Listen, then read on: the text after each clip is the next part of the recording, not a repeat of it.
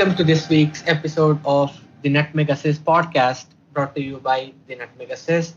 Myself, the host, and I'm joined as usual, as always, by my co-host Chris. Hey mate, how you doing? Yeah, I'm not bad, mate. Yourself? Yeah, all good, mate. All good here. I know it's always not great with the COVID situation in the country right now, Yeah. but personally, yeah, I'm doing pretty fine right now. That's good, mate. As long as you're staying safe and your family's good. Exactly. Staying safe there. That's all you can do, isn't it? And, Exactly. Yeah. hopefully you guys get through the worst of it. Absolutely, mate. Absolutely. That's the only thing that we hope right now. And getting on to what we are going to discuss today, we're going to mainly look at the Premier League and the race for the top four, which is once again gone to the last day of the season, and once again includes Leicester City. They were actually involved last season as well, Leicester.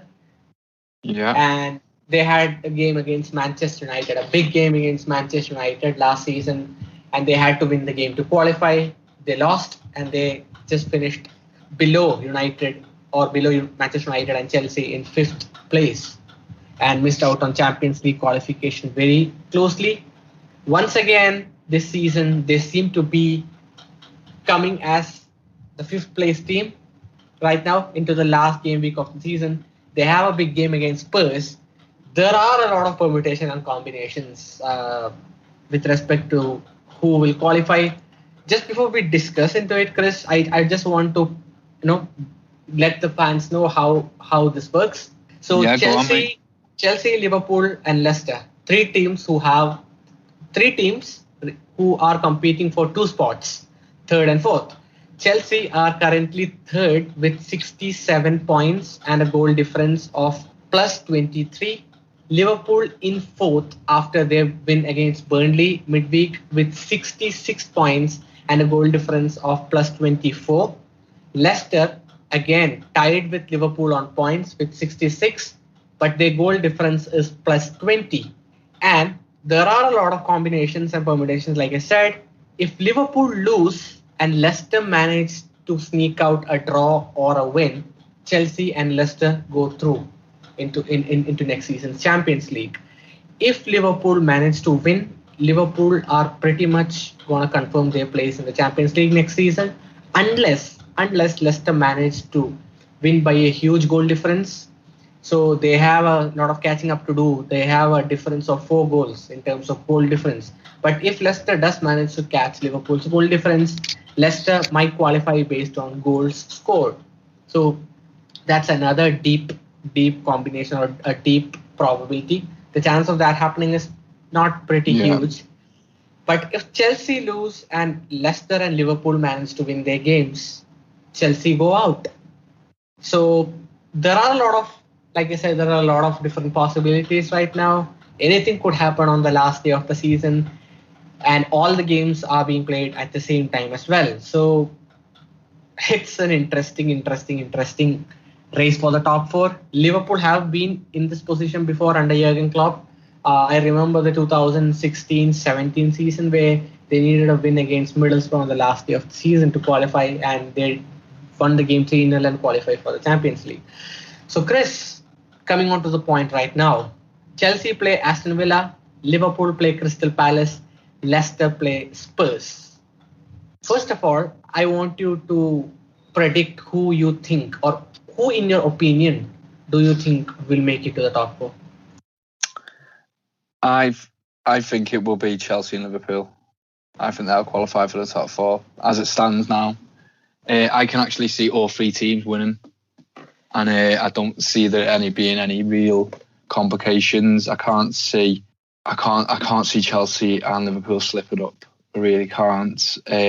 Although I'll probably say Chelsea probably got the trickiest tie. I think Leicester will beat Tottenham convincingly, especially the way Tottenham played against Aston Villa the other night. If they played like that against Leicester, it could be a goal fest. But I just don't see them overcoming the 4 goals needed to beat Liverpool on goal difference, because I can't see, obviously, Liverpool. I can see also Liverpool winning quite convincingly as well. Interesting pick. Yeah, I think Chelsea have got the trickiest tie but you just don't know what you're going to get from Aston Villa. Yeah. And I think Chelsea have obviously got the more quality. Aston Villa, as good as a result it was against Tottenham, and as convincing as a result it was, I still put that down to how badly Tottenham played. And then going into that game, it was a bit of a shock as well because I didn't think Aston Villa were great against Everton. Obviously got beat by Crystal Palace, so they weren't in the greatest form themselves over the last 2 games. So I wouldn't read, and there'll be a lot of people saying Aston Villa can beat Chelsea because they beat Tottenham. I wouldn't read too much into that. I do think it was down to Tottenham being really poor. I think Liverpool, Crystal Palace are obviously in a situation where they're completely safe. The manager's going at the end of the season. Maybe they might be a little bit motivated by that, but I just don't see it. See Liverpool winning convincingly, and again Tottenham are in poor form at the moment. Doesn't look like they've got any idea who the manager's going to be. Harry Kane's announced that he wants to leave the club, so I can see Leicester winning that game convincingly as well. I mean, let's take each game one by one. Chelsea versus Villa. Starting with Chelsea versus Villa. Chelsea have won their last 4 out of the 5 games. Their only loss was against Arsenal. Yeah. And that was a game where they actually dominated. Chelsea actually dominated. And I would say they didn't have the luck that day. They just didn't have the luck that day. And I think when it comes to scoring, they've not had enough luck this season.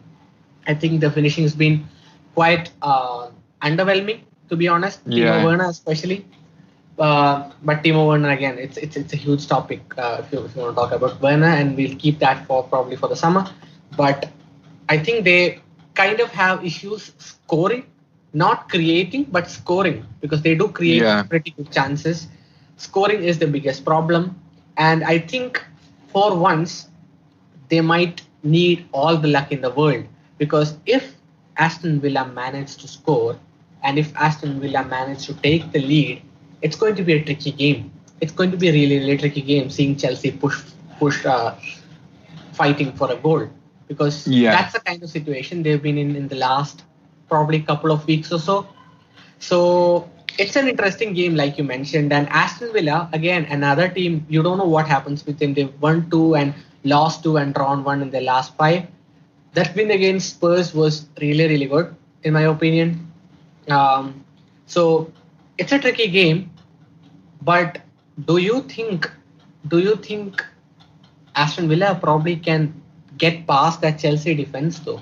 Because Chelsea might be actually thinking about somehow getting a goal and getting a win, because a win secures their place. A win secures them 3rd place as well. So do you think they feel that extra pressure in the game? Well, yeah, like you said, Rithwik, obviously it will be very interesting to see how Chelsea react if Aston Villa go 1-0 up, because against Arsenal and against Leicester in the FA Cup final, they couldn't turn those results around. So maybe that's a little bit of a weakness there in terms of what you've mentioned, actually putting chances away. The only thing I would say is they still created, well, not so much the cup final, but against Arsenal, they still created opportunities to win the game. They just didn't put them away. Although what I would say is both Arsenal and Leicester play with a back 3 in those games. Aston Villa won't change to a back 3, and they will press high if Ollie Watkins plays. So that might suit Chelsea better, because they're very good at playing through a press, and they transition very quick. So that could suit them in this game in terms of getting chances on goal and actually being able to convert them. So yeah, I see Chelsea winning this game. I think I spotted a weakness in this Chelsea team against Leicester in the cup final. Leicester kept making them go eventually, especially in the second half, forcing Chelsea into long balls, and that sort of suited teams then. That suited Leicester down to the ground, because they were playing with a back 3, And Timo Werner is not the greatest striker receiving the ball in the air, especially if he's playing up front on his own. So unless Aston Villa were to change their system, which I just don't see them doing, I see Chelsea winning this game. And Jack Grealish has returned as well, so I think that's going to be again another important factor, I guess. And he would definitely want to finish the season on a high, because he's been injured for a good part of probably the last 1 or 2 months, I guess, two and a half months, I guess. So he would want to end this season on a high and probably impress Southgate so that Southgate picks him. So yeah. I'm pretty sure Aston Villa, because they have nothing to play for right now. They are going to finish 11th no matter what this season. So even if they win, they lose, or they draw, they're going to finish 11th, and I think they're going to have a really good go at Chelsea. But like you said, Chelsea's defense have been pretty good. They've been really controlling the number of opposition shots or chances, and they've not given the opposition really good opportunities, to be honest, to score. And even when Edouard Mendy plays, he has the height and he looks pretty much composed as well. So I don't see a lapse in concentration. Pretty much when I watch Mendy play, apart from maybe the 1 or 2 moments here and there, which pretty much applies to any keeper in the world. But I think overall that is actually a plus for Chelsea. And if you look at the 2 games that Chelsea had lost, Kepa played both the games, the cup final, the FA Cup final, as well as the game against Arsenal. So I think the back line, or probably the whole team's morale kind of has a go when Kepa starts. I don't know if I'm making a very bad claim here, but I do feel that Chelsea probably panics a bit more when they have Kepa in goal when you compare it with Mendy. So with Mendy starting, I think they're going to win. Yeah, I kind of agree with you. I think they're going to win, but I don't think it's going to be a huge win either. I think it's going to be probably a 1-0 or a 2-0 win, in my opinion. Yeah. I mean, I just think the opponents suit them a lot better than what. I mean, there could have been trickier opponents for Chelsea. But on the other hand, though, if obviously someone said to me an hour before kickoff, right, we've seen the future, and one team out of the 3 is going to lose today, who would you put your money on? I would have said it will be that fixture, just because I feel Aston Villa are a lot better at the moment than the other 2 teams than both Crystal Palace and Tottenham. So Chelsea have definitely got the trickiest game. However, I just feel that they're going to win the game, because I think the way Aston Villa will play, given what I've seen over the last couple of weeks, will suit them. And moving on to the Liverpool Crystal Palace game now. Liverpool back at Anfield, final game of the season. They have the fans back again, but under massive pressure, like I said. And I mean, if you would ask me after that Newcastle game whether Liverpool would make it to the top 4, I would have said no. If you would ask me after the Southampton game, I would have said no. If you even ask me after the Manchester United game, I would have said no. And even till the 91st or 92nd minute in the West Brom game, I would have still said no. But seeing Liverpool perform the way they did against West Brom and Burnley, I mean, they weren't outstanding in my opinion, but they managed to get over the line. And that's the Liverpool I saw last season. They were overperforming a lot in terms of the numbers, some underlying numbers last season, Liverpool. And this season, they had a really good start. They kind of regressed back to their mean. The players started regressing back to their mean.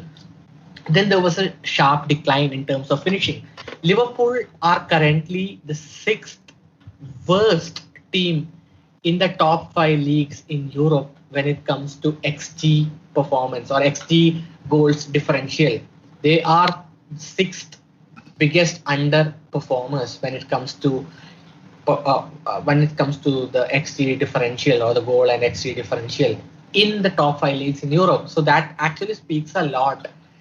So that actually speaks a lot about how bad their finishing has been. you might have seen that in the Burnley game as well. A lot of decent opportunities which Liverpool would normally have converted last season, which the likes of Sadio Mane, Mohamed Salah, Firmino would have converted last season. They managed to miss a lot of chances, but finally they got a breakthrough goal through Firmino. And it's not like Burnley didn't have chances either. They had chances. And for any team playing Liverpool right now, the blueprint will be to put a long ball in, because Liverpool are pretty slow at the back. Nat Phillips, Reece Williams. I'm not sure if Ozan Kabak might start this game because he faces a late fitness test. So I'm not sure if he'll start. But if it's Nat Phillips and Reece Williams, you would definitely try to target Reece Williams. And you would actually try to target Nat Phillips as well, even if he's been pretty decent in aerial duels and some other aspects. Because that backline is shaky. They get out of position a few times. They probably are not proactive, but they are kind of reactive defenders, which is not what Liverpool have been having in the last 1 or 2 years with Virgil van Dijk and Joe Gomez or even Joel Matip. They are more of a proactive defenders than a reactive one. So I think that is one area where Crystal Palace could exploit with the likes of Benteke and Wilfred Zaha, who has really good pace. I think Eberechi is a big miss for Palace, but I think Palace definitely have the first 11 to trouble Liverpool and probably cause an upset. But with the form Liverpool are in, if they don't make it, it's going to be a surprise, like you said. If Liverpool don't manage to win this game, it probably sums up their season. Yeah, I mean, there's always room in football, isn't there, for an upset or a little bit of a shock, especially on the last day, especially given what's at stake for these teams. But I think Liverpool getting that goal against West Brom in the way that they did obviously made it even more sweeter, the fact that it was the goalkeeper. You mentioned that Burnley did have chances the other night, but I always thought Liverpool were going to win that game. I mean, there was maybe if Burnley took that chance at the very start, I think it was Chris Wood, was it? And that Phillips mistake. Maybe it might have been a different game, but I always thought Liverpool looked quite comfortable in that game. And given the fact that the fans are back in the stadium on Sunday, given the season that you've had, I think the atmosphere will be. I just think the atmosphere will be too good. I think the players will be up for it, be well motivated, and then I think the quality will show. Like I said, Crystal Palace can finish lower, so there may be a little bit of motivation from there because they can actually drop down to 15th. I think. Given if results go against them, I think Southampton and Newcastle can actually take over them. Maybe, well, no, I don't think Brighton, or maybe even Brighton as well. So I mean, Crystal Palace could finish 16th, and I suppose at this point of the season, that is actually quite a bit of money lost. But they can only finish one place above them, where they are at the minute, which is 30th, so they can only finish 12th. So no, as much as I understand what you're saying, you're looking at it from a Liverpool perspective, Rithwik, given maybe some of Liverpool's areas of concern this season. I just think you'll have way too much quality for them. I think the motivation will be, and the hunger to put on, not necessarily put on a show, but to give the fans something to cheer about on that last game will be just too much for Crystal Palace. I think you'll win the game quite convincingly.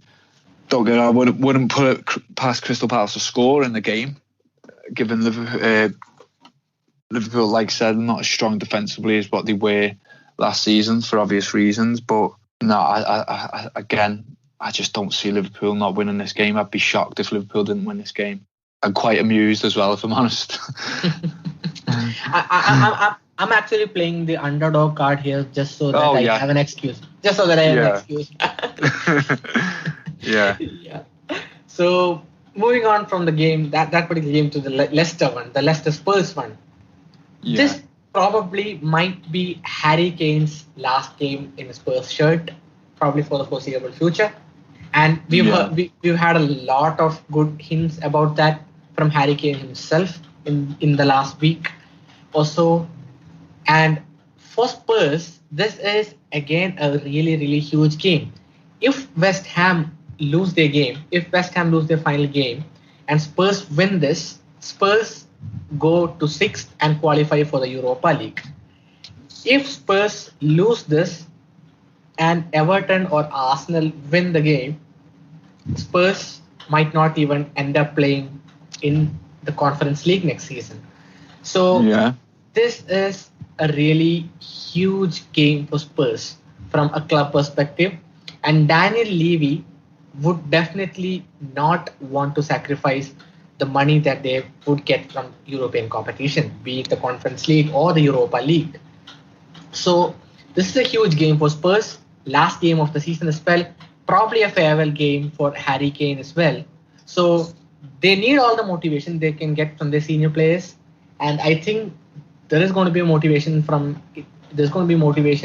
inside as well from each player to probably finish the season well and get the Europa League spot. Same applies for Leicester as well. After the way they finished out of the top 4 last season, they won the FA Cup, which is a really huge achievement. Credit to Brendan Rodgers for that. He's actually punching above their weight as well this season, even in the league. And if they win it, if they qualify for the Champions League, it's a huge plus for the club, again, for Leicester as a team. And even for Brendan Rodgers and his TV as well. And I think it's again a matter of who turns up in this game, because what I saw on the Leicester-Chelsea game was that Leicester's defense looked pretty shaky. I know Chelsea had a lot of intensity in the game, and they were actually continuously building attacks, and they didn't even let Leicester have much of the ball and continuously pushed. So the likes of Soyuncu struggled an awful lot. And I don't think Timothy Castagne really loves playing as the right-sided centre-back. Johnny Evans again got injured in the FA Cup final. So I think that's again a huge miss. I'm not sure if he'll be fit for this game. So that's going to be a huge miss if he doesn't play. And Castagne as a right centre-back is not something that I would fancy. So if you put pressure on Leicester, there is a good chance that they probably crumble. That's something that's kind of a pattern that I think we've seen the last 2 seasons as well from them. So this is probably the match of the game, or probably the biggest game in the last game week in the Premier League. This is the game to actually watch, because this is going to be a really tricky game because of the situation both the clubs are in. Yeah, absolutely. As well, you've got to consider as well that if for whatever reason the fans in each stadium will know what score the other teams are getting on, because it always happens, especially now everyone's got the mobile phone, so it'll translate to the players at some point during the game. And if Leicester are losing at any point, then the job Liverpool, it doesn't matter what happens at Chelsea, it doesn't matter what happens for Chelsea and Liverpool. Obviously Leicester have to win. So, but if Leicester go up, and if you look at it the other way around, if Leicester start winning convincingly 1, maybe 2-0, and the other 2 teams are drawing at that point, then it creates tension. So this is the game really that is going to decide, that could help decide the other 2 games. I understand where you're coming from when you say Brendan Rodgers has done a fantastic job, and obviously they won the FA Cup for the first time in the history, I think it was last week. So it's a fantastic achievement, and I think if you would have asked Leicester fans and the players themselves, would they rather win the FA Cup or qualify for the Champions League, I think they would have definitely chose the FA Cup, because they've proved this season, and they proved last season, that they can compete and get in amongst the top 4, and they proved that they can do it this year as well as playing European football, which people always seem to think is going to be a hindrance. But Leicester have proved this year, because they still went deep into the competition, that they can actually maintain a top 4 place whilst being in Europe and being in the Europa League. So there's no reason why they can't do that again next season. So the FA Cup definitely would have been took instead of the top 4 place. However, you've got to say for them, they should be clear and fair place. Leicester, they should have had their Champions League place wrapped up now for maybe a couple of weeks. If you look at some of the games where they've dropped points, the Newcastle game 4-2. I mean that was. I mean you could argue as well the West Ham game maybe as unlucky as what they were with the 3-2 defeat, they should have beat West Ham, or certainly should have been. They were certainly good enough to beat them. You look back through the months, drawing away at Burnley, getting beat by Arsenal at home. I know that was the back end of February, and you could say that was still a long way to go to the season, but still at the time, that was a terrible result. So there's points that the certain, and I know the Premier League is a tough league and every game is a hard game, but you've got to look at those defeats and say, even if they won one, maybe two of them, the job would be done now. They wouldn't be going into the last game, and I think they deserve some criticism for that as well. And I think they'll only have themselves to blame if they finish fifth. Absolutely, and I think that game against Southampton where they drew, despite Yannick Vestergaard getting sent off in the 10th minute, that again was a huge disappointment for them, because I think the Newcastle game and the Southampton game will be talked about a lot, because they have they put 79% possession in the Southampton game. Yeah, so I think they should have probably sealed top four. They've top four place by now, but I don't know. Things work too weird, and things have worked actually too weird this season in particular with a lot of different teams. So it's finally come on to the final day of the season. So I get where you're going as well. Yeah, I mean, again, it sounds like I'm being critical, because you could argue that, like you said, they are punching above the weight. But when you look at it through what's happened throughout the season, I mean, at one point they were second. It looked like they were challenging for the title. Then they dropped down to third, and then they should have had third wrapped up by now. And now they fell out. They fell out at the worst possible time, because there's no time to recover. And yeah, I mean, again, it does sound harsh considering they've won the FA Cup and it is Leicester City, but that'll be 2 seasons on the bounce now that they should have had Champions League football. You could argue, when it goes back to next season, will Liverpool be as poor as what they are this season? I highly doubt it. Manchester United are likely to invest again. Chelsea, again, I think a full season on Thomas Tuchel, I think they'll actually finish a lot higher than fourth if they finish fourth, or I think they'll challenge for the title with 1 or 2 more signings there. So they might not get another chance, Leicester, or as good a chance as this again. So that's why I'm being a little bit critical of them. You've mentioned Tottenham. Obviously, Tottenham could spoil the party anyway in terms of what they've got to fight for. But I just don't see it. I think that team's finished. It really is. It needs refreshing up completely. You mentioned that it could be Harry Kane's last game. It'll also be Ryan Mason's last game in charge. But I looked at them the other night, and I just thought this team isn't beating anyone at the minute. They did look. I mean, 2-1 flattered them, I thought, against Aston Villa. I thought 2-1 flattered them a lot. Don't know what the XG was at the end of the game, but I mean, the one or two opportunities where maybe Aston Villa didn't actually create the chance, but maybe just a little bit indecisive, or it was a last minute tackle. But Tottenham were all over the place, so I just can't see them getting anything out of this game, because again, Leicester will have the motivation to make sure that they do their job, and then obviously, if the other results go against them, the other results go against them. There's nothing they can do. But yeah, I mean, I look at Tottenham and I just think, as much as we want to sit here and criticise Jose Mourinho and say his tactics are finished, or he's finished in English football, blah, blah, blah, I just don't see why they sacked him. I really don't, because it's not got any better. I thought the performance in the Carabao Cup was, you might as well have had Jose Mourinho there. At least he might have had a little bit more decisiveness out to beat Manchester City, because he's done it once already this season, and they still had a chance themselves at the top 4 at that stage of the season, a very good chance actually, and it's just gone a bit. It's not improved since he's gone for me.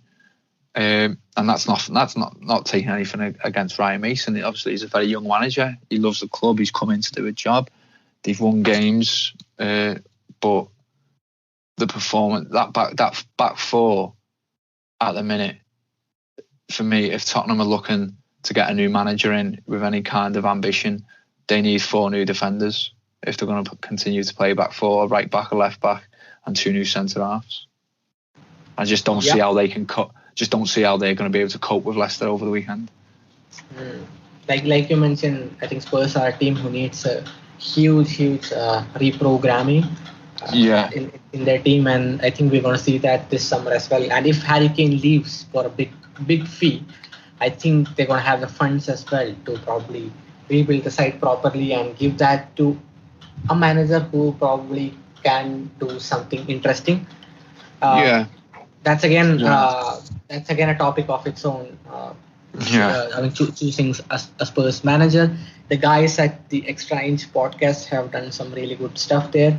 And personally, I would like to see Graham Potter join Spurs as well because of how good he is actually. So that's a whole different topic. But that's it with the top 4 coverage. Before ending the podcast, we have our usual patron questions actually from one of our biggest supporters, Dieter Van Gogh. And Dieter has actually 4 questions, but we'll take 2 of them, or we'll move 2 of them to future episodes, considering those are actually related to the Euros as well as the transfer window. We will have separate or special episodes for them, so we'll move those 2 questions to those episodes. But his main question is about Robert Lewandowski. I mean, there isn't enough words in English dictionary using which you can describe or you can actually note Robert Lewandowski's achievements in the last 2 seasons. That's including this one. He has equaled Gerd Müller's record, Bundesliga record of scoring 40 goals, isn't it, in a season? Yeah, he's equaled the record. Yeah, he's equaled the record. That's stood since 1971, I think, 72. Yeah, so that itself is a huge achievement, scoring 40 goals in the Bundesliga in a single season. I don't know, I can't actually praise him enough. Dieter's question being, is Lewandowski the best striker in the world now? And his second question being, is Lewandowski a Bundesliga legend after equaling this record? Before actually letting you explain that question regarding Lewandowski being a Bundesliga legend, I think he was a Bundesliga legend years before. He already established himself as a Bundesliga legend. I think probably 4 or 5 years ago itself, with his achievements at Dortmund and his initial years at Bayern Munich. So there is no doubt, in my opinion, whether he's going to be classified as a Bundesliga legend. Maybe you could probably argue whether he is probably the greatest ever striker to ever play in the Bundesliga. That is something that you can probably argue, and I would probably classify him among probably one of the greatest ever in the Bundesliga. I would classify him in that list instead of downright saying he is probably the best ever. But he is definitely among the greatest ever, not the strikers, greatest ever players to play in the Bundesliga, because the numbers that he's produced in the last few years is magnificent. And I don't think there are a lot of players apart from Messi and Ronaldo, maybe even Neymar, who can produce numbers as good as he's done. So that for me is downright. And whether he is the best striker in the world, yes, 1,000 times. I don't think there's any player in the world who's been on Lewandowski's level for 1.5 years. Is he a Bundesliga legend? So that was the question, wasn't it, from Dieter? Is Lewandowski a Bundesliga legend? Absolutely. I mean, I'll answer that question straight away. You can't argue with someone who has won everything there is to win at club level. He's won He's won multiple championships with both Borussia Dortmund and Bayern Munich. He's won the Champions League. He's been top goal scorer in that league for a number of seasons, and he's the complete number 9. I mean, we've mentioned a few times on various different other shows how difficult it is to play up front on your own. Well, when you've got as much to your game as he is that perfect striker, because I suppose in some ways there isn't anything he can't do. I mean, his movement in the box is fantastic. He's very good in the air. He's very good technically. He can score from outside the box as well. We've seen that a number of goals over the year, especially when he was playing under Pep Guardiola. His ability to drop deep as well and take the ball and actually link up play is fantastic. I mean, this season he's got 7 assists as well. I mean that, but for a centre forward who plays up front on his own. I want to say he's not when he plays up front on his own. I'm not trying to say, but as you know, Rithwik, just for any listeners, we're not saying that Bayern Munich play defensively, because it's not. But obviously, Hansi Flick plays 4-2-3-1, and I think he has played that at least 90% of the games of Bayern Munich played this season. So he plays as that focal point. So for 7 assists, it's not. That's not a bad record in itself, and I don't think you can question whether he's a Bundesliga legend.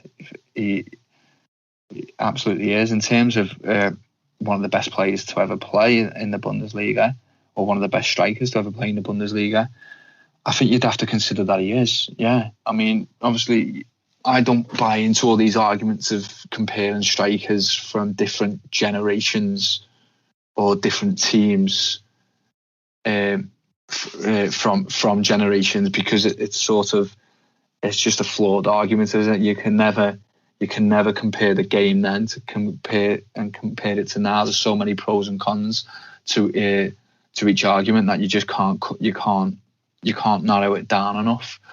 But the Bundesliga weren't the league it was.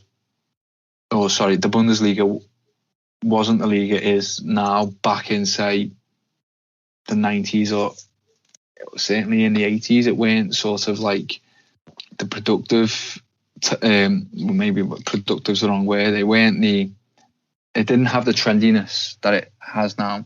So it didn't have the glamour and the players. The Bundesliga has always been great for producing homegrown players. The majority of them are German. So I'm just trying to think of anyone certainly in modern times, that can compare to him. And there's no one that comes into my head straight away, especially from a forwards point of view. There's been exciting players. I'm sort of just thinking now from the turn of the century. But you could argue, certainly since in that period, that he's the best Bundesliga player. I can't think of anyone at the top of my head now. There's been, like I said, there's been talented and exciting players, but no one who's showcased his talent in the manner that he has. Yeah, I can't disagree with you at all, mate. I mean, 34 goals last season, along with 4 assists, I guess. 34 goals and 4 assists last season in the Bundesliga alone. 40 goals and 7 assists this season in the Bundesliga, and he's played lesser minutes this season. I think he's played around 400 minutes less already right now compared to last, and he has 9 more goal contributions, which is absolutely amazing. And there is actually no doubt that if the Ballon d'Or were to be given right now, there is no other candidate other than Robert Lewandowski. I don't think there's any close competition with him. I don't think there's any other close competition with him if you're looking right now, because of how good he's been in the last 1.5 years. Yeah, as a Ballon d'Or winner, I can't argue with that. Was the other question? Sorry, was Dieter's other question? Is he the best striker in the world right now? Yeah. Yeah. He's definitely in the category. I mean, he's the benchmark for all strikers to compare themselves to at the moment. Like I said, I think I think Luis Suarez has had an incredible season at Atletico Madrid. His importance can't be underestimated for them. I think Romelu Lukaku has had a fantastic season for Inter Milan and certainly deserves mention in that argument, but I can't. As good as Haaland as well. Again, his talent speaks volumes. Certainly go on to be the best striker in the world. But I think going back to the Suarez Lukaku arguments, they deserve mention, and you'd have to certainly listen to anyone who argued them being the best this season. But Lewandowski, again, you look at those goals and you look at the record as well, because he got injured. Let's not forget, he got injured for the Champions League ties. And I think he missed 4 games, didn't he? I'm not sure if he missed 4 Bundesliga games, but he certainly missed a couple. And it looked like the record was going to go out. It weren't going to happen at that point. But yeah, to go into the last game just needing 1 goal to break it is just incredible stuff, really. But as well, I don't know, did you see the miss? He could have beat it last week. Did you see his miss? Yeah. I mean, for a player who's overperformed his XG so much this season, that miss was absolutely funny. I mean, I've seen that video like 5 or 6 times, and I still can't believe he missed that. It's got to be one of the misses of the season, hasn't it? I can't think of any. I can't think miss of the season. Yeah. Yeah, I can't. I mean, I remember obviously Everton got beat by Sheffield United last week, and Dominic Calvert-Lewin missed a great opportunity to score, and obviously Everton fans getting on his back as usual, blah blah blah. And then I remember when I seen that miss, I thought, I felt like tweeting it and saying to Everton fans, saying, listen, if the best striker in the world, and one of the best strikers in football for the last 10 years, can miss a chance like that, then Dominic Calvert-Lewin, I think you can give him a pass for his miss. But I couldn't believe it. But then again, I'm thinking, maybe obviously a little twist of fate here. Obviously, Bayern Munich are at home this weekend, aren't they? So he'll beat the record in the home stadium. So maybe it's better. Did he miss it on purpose? It's probably destiny. yeah. But yeah, I couldn't believe it. But yeah, and I mean, again, it begs a bit of a problem for Bayern Munich going forward, because he's 32 years of age now, Robert Lewandowski. And don't get me wrong, I can't see him. He looks like he's in good shape. I know he does get the odd injury, but it begs the question now: Bayern Munich have to start putting plans in place to start maybe replacing him. Not this summer. I don't mean this summer, but getting someone in, because this is gonna, when he does call it a day, or he does start to go past those games where he can't be playing a full set of fixtures within a season. Bayern Munich are going to have a big problem replacing this guy. They really are. I mean, in some ways, you could argue that he's irreplaceable. Absolutely. And that sums up this week's episode as well. So thank you so much once again, Chris, for joining in. We have more episodes coming in for the listeners. Yeah, we have more episodes coming in for the listeners. And we will probably have a pretty interesting summer with the podcast as well. We have plans to probably, have special teams for the Euros and the Copa. Yeah. For the coverage. I'm not giving you 100% guarantee that it's going to happen, but there is a good chance that we might have extra episodes covering the Euros and Copa America as well, if things go according to plan. So stay tuned, and if you like the content that we produce, if you like our podcast, please consider becoming our patron and help us grow. We have extra bonus content for our patrons as well. So thank you once again to all our listeners who are the most important, what do you mean? The most important linchpin for this podcast. So yeah, definitely. So until the next episode, bye, take care.